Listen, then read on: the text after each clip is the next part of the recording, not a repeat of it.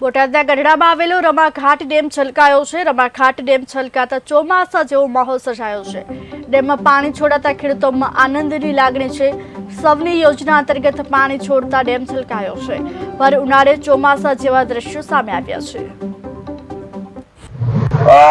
ગઢડા શહેર ભારતીય જનતા પાર્ટીના કાર્યકર્તાઓ, આગેવાનો અને અમારા અહીંના સ્થાનિક ધારાસભ્ય શંભુનાથજી બાપુની સતત રજૂઆત, એમના રજૂઆતના અંતર્ગત અમારા માનનીય મંત્રી શ્રી કુંવરજીભાઈ બાવળિયા સાહેબ દ્વારા આજે સૌની યોજના અંતર્ગત આ પાણી છોડવામાં આવ્યું છે।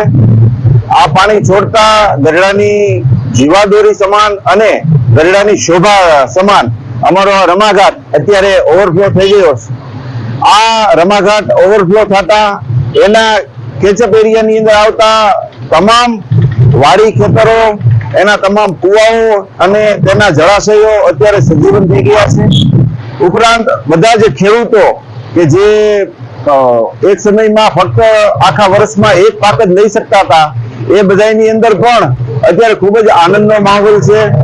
અને ટૂંક સમયની અંદર જ તે અત્યારે આજે પાણી છોડવામાં આવ્યું છે। એ જ રીતે જેટલા ડેમ છે એ તમામ ડેમ ભરવાની પણ સરકારની નેમ છે।